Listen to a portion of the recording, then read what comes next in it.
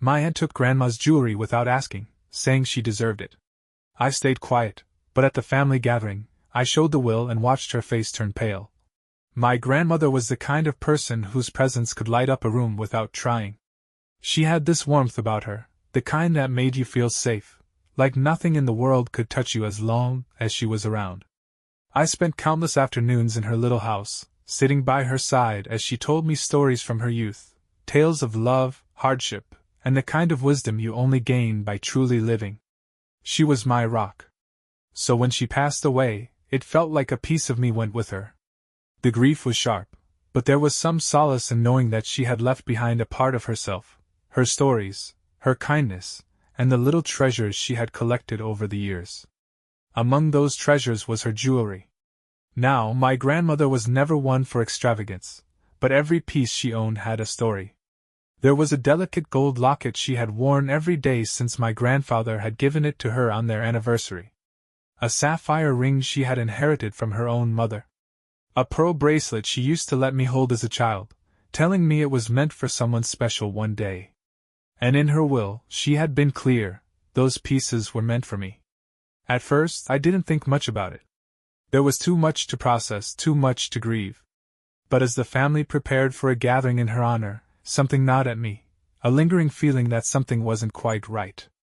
It started when I noticed my aunt, Susan, wearing a familiar necklace at a small family dinner just a week after the funeral. It was an elegant piece, a thin silver chain with a small emerald pendant. My grandmother's. I knew for a fact it had been included in the will.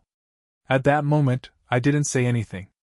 I wanted to believe there was some kind of mistake, that maybe she had simply borrowed it, or was holding on to it for safekeeping. But as the days passed, I started seeing more. A ring here, a bracelet there. Pieces that were supposed to be mine, glinting on her fingers at every family event as if they had always belonged to her. Something was definitely wrong. And when I finally got my hands on a copy of the will, my suspicions were confirmed. My aunt had taken what wasn't hers. And soon, she was going to have to face the truth.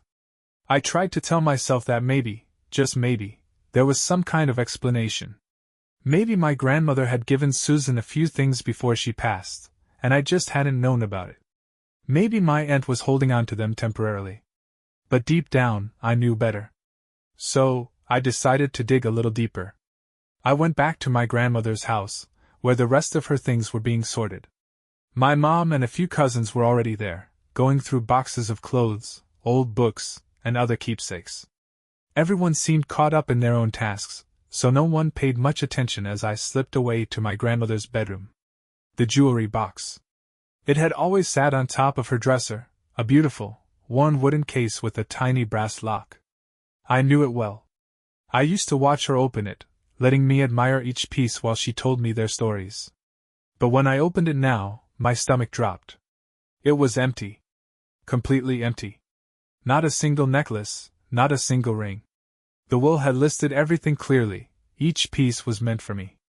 Yet, here I was, staring at nothing but the faded velvet lining of the box where my grandmother's treasures once rested. I took a slow, deep breath, forcing myself to stay calm. I knew exactly where her jewelry had gone. And I knew exactly who had taken it. But before I confronted her, I needed proof. I turned away from the dresser and started searching. Drawers, cabinets, even the closet, anywhere she might have hidden something else of value. That's when I found it. Tucked inside a small shoebox in the back of the closet was a stack of papers. Old letters, receipts, and, most importantly, an envelope labeled will and estate documents in my grandmother's handwriting. My pulse quickened as I pulled it out. I flipped through the pages, scanning for the section about her personal belongings. And there it was. Every piece of jewelry was listed by name, with one clear instruction. To my grandson Matthew, as a reminder of the love and stories we shared. Not Susan. Not anyone else. Me. My aunt had stolen from me. And the next time I saw her, she was wearing my grandmother's pearl bracelet as if it had been hers all along. I wanted to confront her right then and there. I wanted to walk up to her, point to that pearl bracelet on her wrist, and ask her how she had the audacity to take something that wasn't hers. Something that had been meant for me. But I didn't. Not yet. Instead, I watched. The next few family gatherings were interesting, to say the least. My Aunt Susan paraded around like she had won some sort of prize. The more I paid attention, the more I realized she was showing off the jewelry. It wasn't just that she was wearing it, it was the way she wore it. She would hold her hand up a little longer than necessary when brushing her hair back, letting the rings catch the light.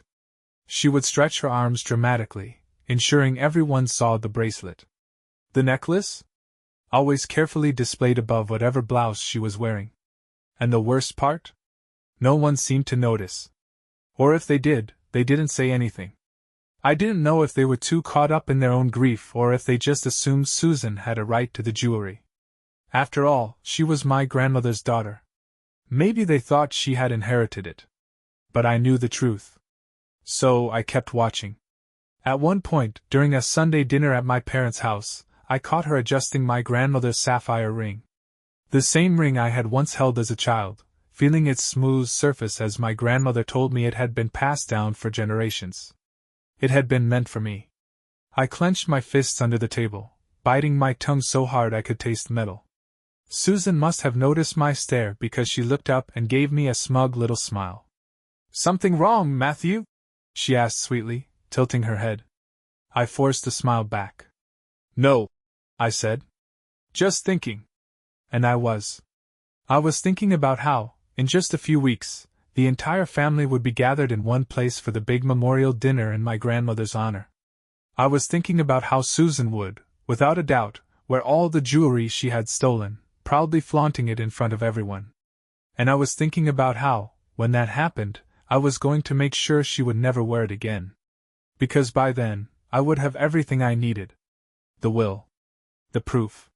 The words I had been waiting to say. And I was going to watch her face turn pale when she realized she had lost everything. I knew I had to be careful. Calling Susan out in front of the entire family without solid proof would only make me look petty. She was good at playing innocent, at twisting things to her advantage. If I confronted her too soon, she'd just brush it off, maybe even claim that she had been the one my grandmother wanted to have the jewelry all along. So I prepared. First, I made copies of the will. Not just one, several. I printed them, saved them to my phone, and even emailed a copy to myself just in case. Then I went to my mother. I didn't accuse Susan outright, I needed to approach it carefully. So, one afternoon while having coffee at her house, I casually asked, "Hey, do you remember what happened to Grandma's jewelry?" She frowned slightly, setting her mug down. "What do you mean?" I shrugged. "It was all listed in the will, but when I checked her jewelry box, everything was gone. I thought maybe someone packed it up for safekeeping." I watched her reaction carefully. Her face scrunched in thought, and then she shook her head.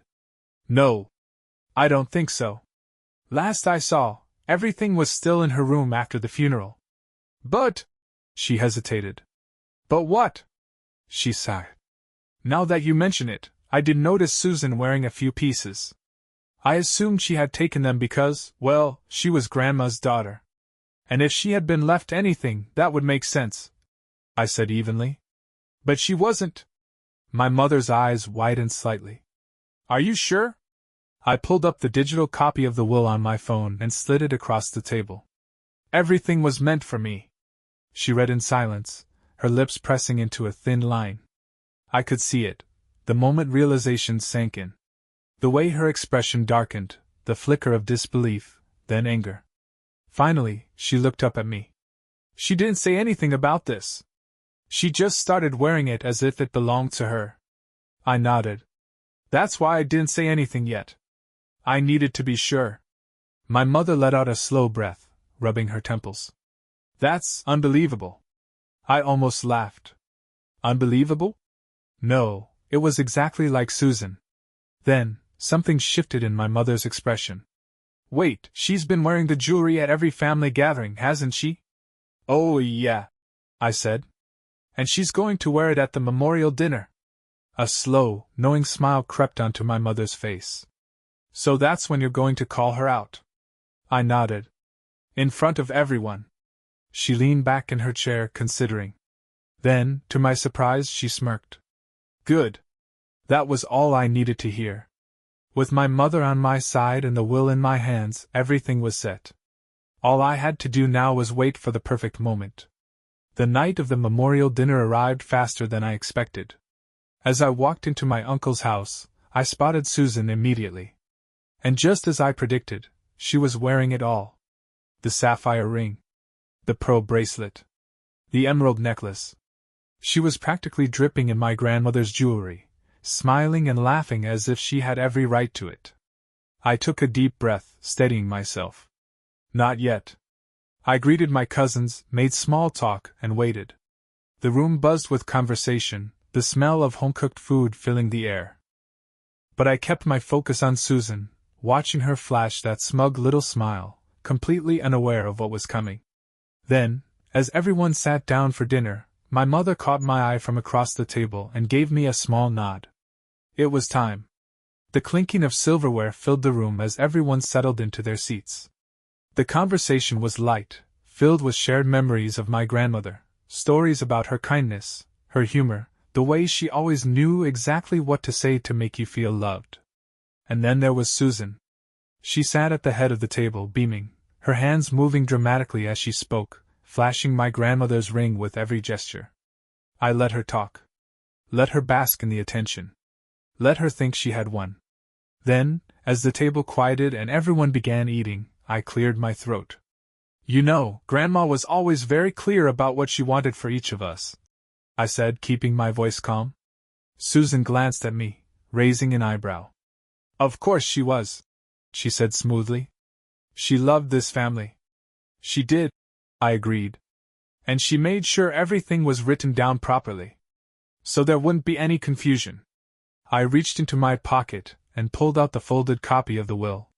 Slowly, I set it down on the table in front of me. The shift in the room was almost immediate. People stopped eating. Heads turned. My uncle, seated across from me, leaned in slightly to get a better look. Susan's smile faltered. What's that? She asked, her voice just a little too casual. I met her gaze. Grandma's will. Silence. I let the weight of it settle over the table before continuing. The one that lists exactly who she wanted to have her belongings. Susan let out a short laugh. Oh, come on, Matthew. We don't need to get all technical about it. We're family. I tilted my head. Right. And as family, we should respect her wishes, don't you think? I saw it then, the flicker of panic in her eyes. She knew. She knew exactly what the will said. I unfolded the paper, smoothing it out on the table for everyone to see. Grandma was very clear. Her jewelry was meant for me. I looked up at Susan. Not you. Her face went pale. For a moment, the only sound in the room was the distant ticking of the clock on the wall. Susan's fingers twitched toward her bracelet, the one that wasn't hers, as if she could somehow hide it just by touching it. Across the table, my uncle picked up the will and skimmed through it. His brow furrowed. Matthew's right, he said, looking around. Everything was left to him. Murmurs rippled through the family. A few people exchanged surprised glances, while others stared at Susan, waiting for her to say something. She let out a breathy laugh, shaking her head. This is ridiculous, she said, forcing a smile. Mom would have wanted me to have something of hers. I was her daughter. I kept my voice steady. And yet she didn't put that in writing. Susan's face tightened. Well, maybe she meant to but didn't get around to it. I leaned back. Or maybe you just took what wasn't yours. That hit its mark. Her face turned even paler, her jaw tightening. She glanced around the table, as if searching for an ally. But no one came to her defense. Finally, my mother spoke. Susan, she said quietly, disappointment heavy in her voice. You knew what you were doing. Susan swallowed hard. It's just jewelry, she muttered, but her voice had lost its confidence. I folded my arms. Then you shouldn't have a problem giving it back. The room fell silent again. I could see it in her eyes, she was trapped. And for the first time, Susan realized she wasn't getting out of this one. Susan's fingers tightened around the bracelet, her knuckles turning white. She was scrambling, trying to find a way to spin this in her favor. "You're seriously making a scene over this?" she scoffed, forcing a laugh. "It's family jewelry. It should stay in the family." I didn't flinch. "It is staying in the family. With the person Grandma actually left it to." A few people at the table nodded. My uncle crossed his arms, my mother sighed, and even some of the cousins, who had been silent up until now, began whispering amongst themselves. Susan's eyes darted around, realizing the tide was turning against her. "Oh, come on," she said, voice rising slightly. "Mom wouldn't have wanted us to fight like this. She wouldn't want us to be so petty over material things." I exhaled slowly. "Then why did you take them behind everyone's back?" That shut her up. Her mouth opened, then closed. She knew she had no defense. Then, in a last-ditch effort, she scoffed and rolled her eyes.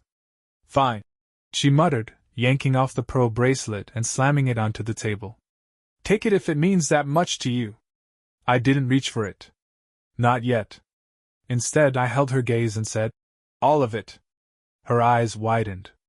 I gestured to the necklace, the ring, every piece she had taken. "All of it, Susan," I repeated. The color drained from her face. She hesitated. But at this point, the entire family was watching her. And she knew she had lost. One by one, she removed the pieces, placing them on the table in front of me with shaky hands. When the last ring hit the wood with a soft clink, I finally picked them up. Susan crossed her arms, her face twisted with resentment. "I hope you're happy," she muttered. I didn't reply. Because I was. Susan sat there, her arms crossed tightly over her chest, lips pressed into a thin line. She wasn't used to losing. She had expected to brush this off, maybe guilt-trip me into backing down. But now, with every piece of jewelry laid out in front of me, she had nothing left to say. The rest of the family watched in stunned silence.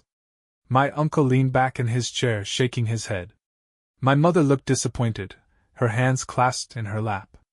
A few cousins whispered to each other, probably wondering how long Susan had been planning to keep up this act.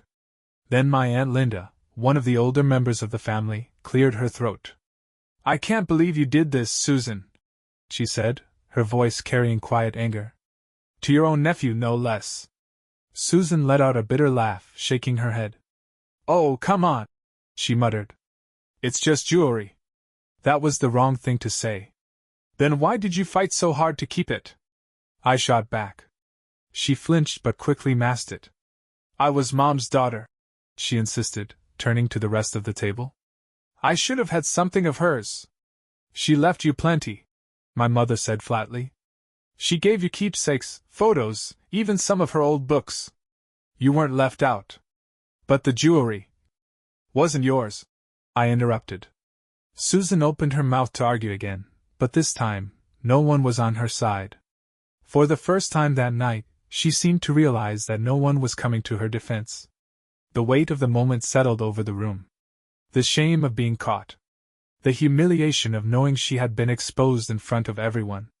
Finally, she let out a sharp breath and shoved her chair back. "You all are ridiculous," she snapped, standing up. "I don't have to sit here and be attacked like this." No one stopped her as she grabbed her coat and stormed toward the door. Then she hesitated, looking back at my mother. "You're really okay with him treating me like this?" My mother stared at her for a long moment before saying simply, "I'm okay with the truth." That was it. That was the final blow. Susan scoffed, shook her head, and walked out, slamming the door behind her. The room stayed quiet for a few seconds after she left.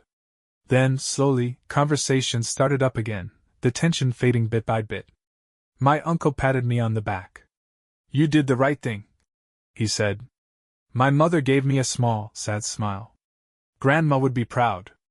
I nodded, looking down at the jewelry now sitting in front of me. It wasn't about the value. It never had been. It was about respect, respect for my grandmother's wishes, respect for her memory, and respect for what was right. And as I held the delicate pearl bracelet between my fingers, I knew one thing for sure. Susan had lost more than just the jewelry that night. She had lost the family's trust. The night ended with quiet conversations and lingering glances toward the door Susan had stormed out of.